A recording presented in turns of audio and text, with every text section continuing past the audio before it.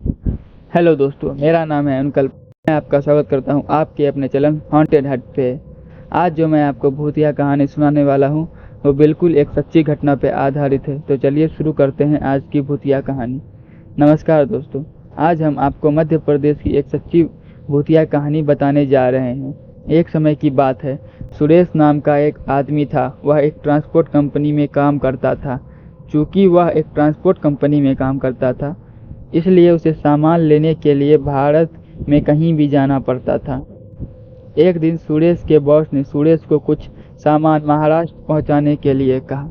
सुरेश के साथ हमेशा एक मददगार रहता था जो सुरेश के साथ सामान पहुंचाने जाता था। लेकिन उस दिन अचानक सुरेश के हेल्पर की तबीयत खराब हो गई।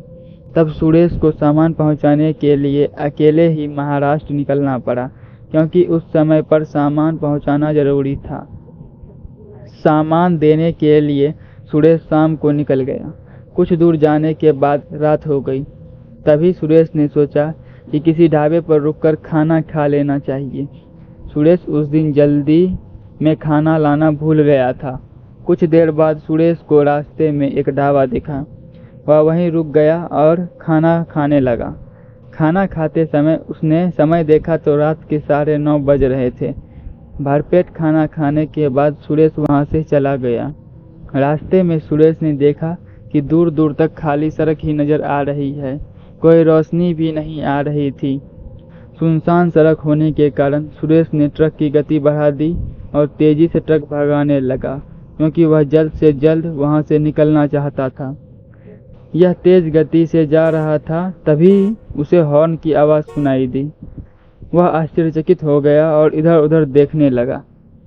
तभी उसमें से एक रोशनी प्रकट हुई। जब उसने ध्यान से आगे देखा तब उसे पता चला कि सड़क के पर में एक गाड़ी पलटी हुई है। उस गाड़ी के चक्के अभी तक घूम रहे थे और लग रहा था कि गाड़ी के अंदर कोई गाड़ी के लाइट को चालू बंद करके मदद मांग रहा है। यह देखकर ऐसा लग रहा था कि यह दुर्घटना अभी अभी हुआ है। इस वजह से सुरेश को अपना ट्रक रोकना सही लगा। वह ट्रक से नीचे उतरकर उस गाड़ी की ओर आगे बढ़ने लगा। सुरेश को अंदेशा था कि जो भी इस गाड़ी में होगा वह बड़ी जख्मी होगा। जब वह गाड़ी के पास पहुंचा तो उसने देखा कि उस गाड़ी में कोई भी नहीं है।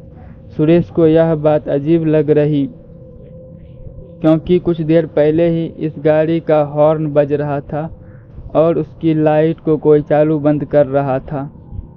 सुरेश को लगा कि गाड़ी का हॉर्न बजाना और लाइट चालू बंद होना कोई इत्तेफाक नहीं हो सकता। यह सोचकर वह चारों तरफ देखने लगा कि शायद वह आदमी कार से बाहर निकला हो, लेकिन उसे कहीं दूर दूर तक कोई दिखाई नहीं दिया। तभी इन चीज़ों को अनदेखा करके सुरेश अपने ट्रक में वापस बैठने जा रहा था। तब उसने कुछ मांस के टुकड़े उसके पैर में लगे। यह देखकर सुरेश अपने ट्रक में से टॉर्च निकालकर कार के अंदर देखने लगा। उसने देखा कि कार के सीटों में से खून टपक रहा है, पर उसमें कोई नहीं है। यह देखकर वह सुरेश घबरा गया और फिर अपने ट्रक में बैठने के लिए वापस आने लगा। तभी अचानक उसे एक चीख सुनाई दी, लेकिन वह पीछे पलटा तो उसे कोई दिखाई नहीं दिया।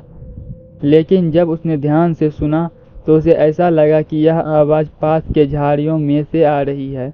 यह सुनकर सुरेश को डर तो बहुत लग रहा था, लेकिन कैसे भी हिम्मत करके वह झाड़ियों के अंदर बढ़ने लगा।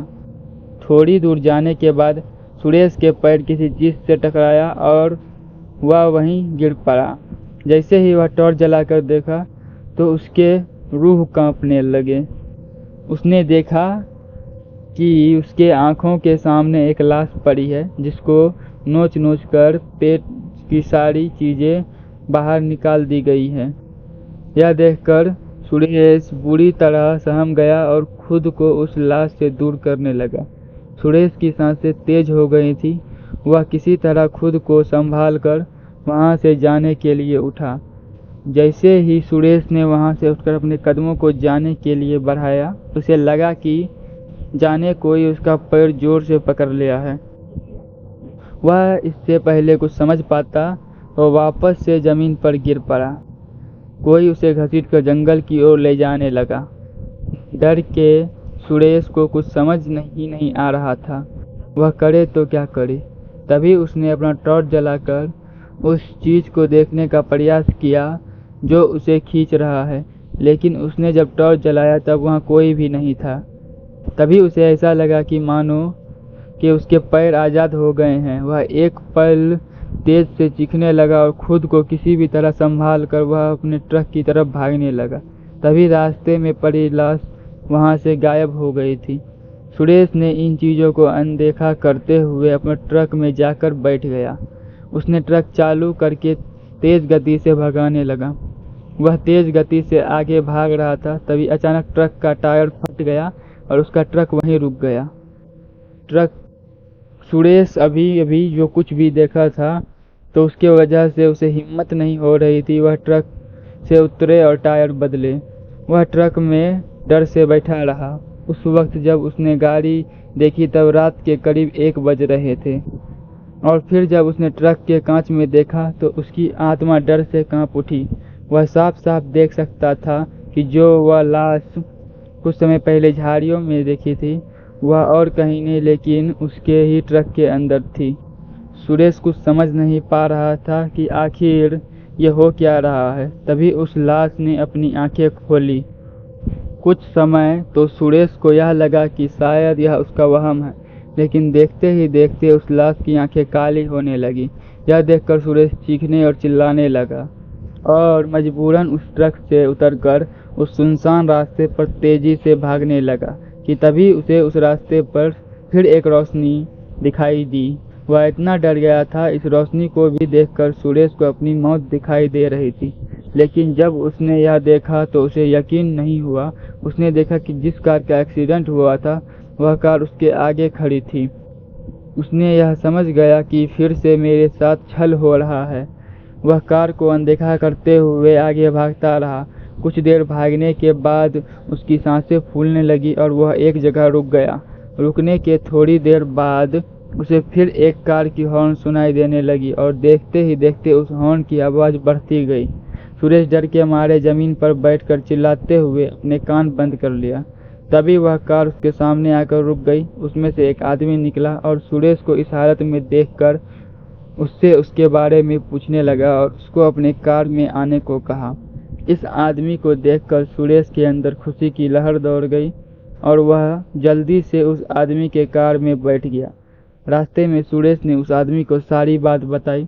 सुरेश के बात सुनकर उस आदमी ने बताया कि यह एक भूतिया रास्ता है, यहाँ रात में गुजरने वाले लोगों के साथ छल होता है और जो भी लोग इसके चक्कर में आ जाते हैं उनका मरना निश्चित होता है। तुम तो बहुत भाग्यशाली हो, जिंदा बचकर निकल गए।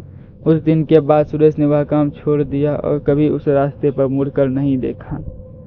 तो चलिए आपसे फिर मिलते हैं किसी और भूतिया कहानी के साथ। धन्यवाद।